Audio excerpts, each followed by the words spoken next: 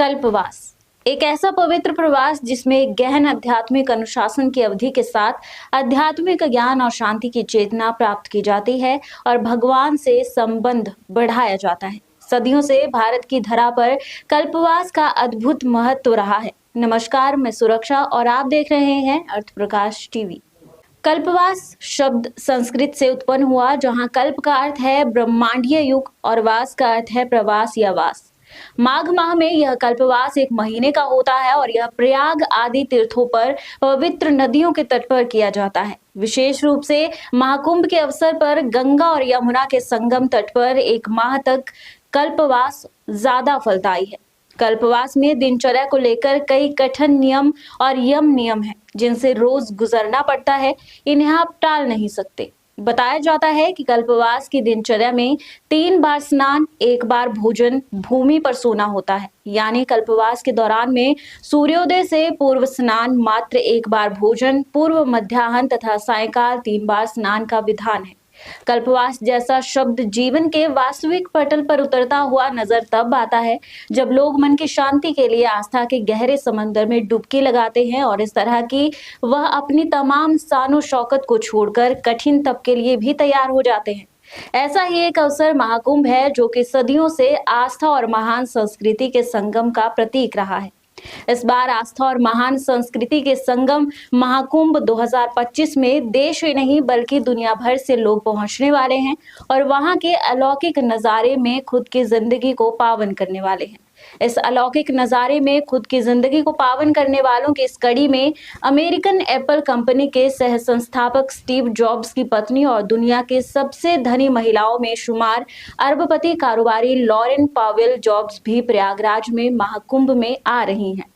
American Apple company के सह संस्थापक स्टीव जॉब्स की पत्नी लॉरेन पावेल जॉब्स किसी पहचान की मोहताज नहीं है। वह जानी मानी business women Lauren Powell Jobs, जिनका एक बड़ा नाम है। फोर्ब्स की माने तो उनकी नेटवर्थ $15.8 बिलियन है। अगर इन पैसों को रुपयों में कन्वर्ट कर दिया जाए तो इतना पैसा हो जाएगा जिससे पूरा घर भर सकता है। अगर $15.8 बिलियन को गूगल के माध्यम से कन्वर्ट करने की कोशिश की जाए तो गूगल इस रकम को कुछ इस तरह से दिखाएगा, जो कि कई खरबों में बैठती है। जानकारी के लिए बता दें कि इस महाकुंभ में आने वाली वह वीवीआईपी विदेशी अरबपति हैं। इसके अलावा वह महाकुंभ में 19 जनवरी से शुरू हो रही कथा की पहली यजमान भी होंगी।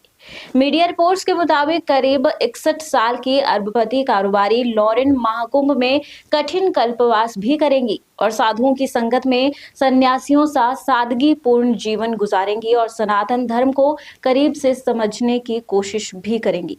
कहा जा रहा है कि लॉरेन पावेल भी पति की ही राह चल रही हैं। वह अपने दिवंगत पति स्टीव जॉब्स की तरह ही हिंदू और बौद्ध धर्म से खास जुड़ाव रखती हैं और अक्सर ऐसे धार्मिक समागमों में उनकी मौजूदगी देखी जा रही है। लॉरेन पावेल के महाकुंभ में आने को लेकर निरंजनी अखाड़े के महामंडलेश्वर आचार्य स्वामी कैलाशानंद गिरी जी महाराज ने जानकारी दी। एप्पल कंपनी के संस्थापक स्टीव जॉब्स की पत्नी लॉरेन पावेल प्रयागराज महाकुंभ में निरंजनी सन्यासी अखाड़े के साथ एक अलग शिविर में अकेली रुकेंगी। देखिए, मेरा मानना है कि वो अपना निजी कार्यक्रम से आ रही हैं, अपने गुरु जी के दर्शन करने आ रही हैं। हमारी बेटी जैसी है वो, हमारी बिल्कुल शिष्या तो है, शिष्या बेटी होती है तो हमारी पुत्री जैसी है वो। हमने उसका नाम कमला दिया है, वो कमला नाम है उसका। हमने उसको अपना गोत्र दिया है और वो मेरे प्रति बहुत स्नेह रखती हैं। दूसरी बार भारत आ रही है, दूसरी बार आज भारत आ रही है और अपने शिविर में निस्संदेह वो 1-2 दिन, 3 दिन, 4 दिन, 5 दिन प्रवास करेंगी। उसका निजी कार्यक्रम है, वो किसी प्रकार से इस प्रकार कोई कार्यक्रम अपने पूजन, ध्यान, तप, साधना गुरु जी के साथ हो, उसके जो भी कुछ मानसिक सवाल होते हैं उसका उत्तर पाने के लिए वो आ रही है। मुझे लगता है यह परंपरा काल से, महर्षि व्यासानंद जी हमारे शिष्य हैं, ये अमेरिका से हैं, इनके लाखों फॉलोअर्स हैं, लाखों इनके अनुयायी हैं, लेकिन ये हमारे प्रिय हैं, हमारे अनुयायी हैं। इनको हम निरंजनी अखाड़ा, इनको महामंडलेश्वर बना रहा है। मुझे लगता है यह परंपरा अनादिकाल से है कि हमारी परंपरा पूरी दुनिया में जाए, पूरी दुनिया में वो जाकर के स्थापित हो।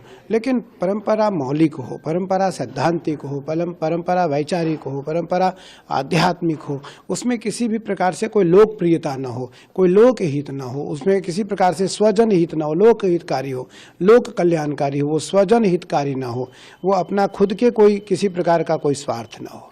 लॉरेन यहाँ महाकुंभ के पहले दिन ही 13 जनवरी को आ जाएंगी और करीब 2 सप्ताह तक रुकेंगी। इस दौरान लॉरेन पॉवेल जॉब्स भारत में अपने गुरु महामंडलेश्वर आचार्य स्वामी कैलाशानंद गिरी जी महाराज का सानिध्य लेंगी और उनसे आध्यात्मिक ज्ञान की चेतना प्राप्त करेंगी। लॉरेन अपने गुरु से अपने कई मानसिक सवालों के जवाब जानेंगी और साथ में उनसे शिव तत्व का बोध भी करेंगी। लॉरेन महाकुंभ में कल्पवास करेंगी। यह तो बड़ी बात है ही, साथ ही इससे भी बड़ी बात यह है कि वह महाकुंभ में लॉरेन पॉवेल नहीं बल्कि कमला नाम के साथ कदम रखेंगी। इस बारे में मीडिया से बातचीत करते हुए कैलाशानंद गिरी जी महाराज ने जानकारी दी है। कैलाशानंद गिरी जी महाराज ने बताया कि वह यहाँ अपने गुरु से मिलने आ रही है। वह हमारे शिष्य हैं तो हमारी बेटी जैसी भी हैं, इसलिए हमने उनको अपना गोत्र भी दिया है और उनका नाम कमला रखा है। कैलाशानंद गिरी जी महाराज ने कहा कि लॉरेन पॉवेल जॉब्स का मेरे प्रति बहुत स्नेह है। यह दूसरी बार है जब लॉरेन भारत आ रही हैं। मेरा मानना है कि यह उनका निजी कार्यक्रम है। इस निजी कार्यक्रम में पूजन, ध्यान, तप, साधना करेंगी। यहाँ वह अपने गुरु का दर्शन करेंगी और महाकुंभ में आए हुए तमाम महापुरुषों का सानिध्य प्राप्त करेंगी। लॉरेन पॉवेल जॉब्स अपने सवालों के जवाब भी गुरु से लेंगी, शिव तत्व का ज्ञान प्राप्त करेंगी और अपने आध्यात्मिक ज्ञान की चेतना जागृत करेंगी।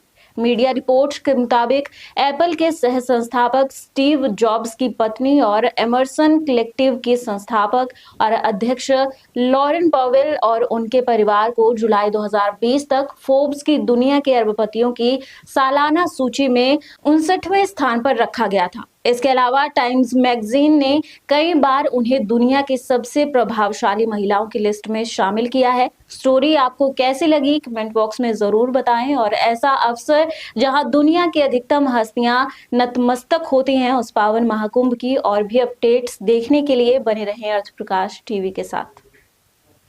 ताज़ा अपडेट्स व बड़ी खबरों के लिए सब्सक्राइब करें अर्थ प्रकाश टीवी और बेल आइकन दबाना न भूलें।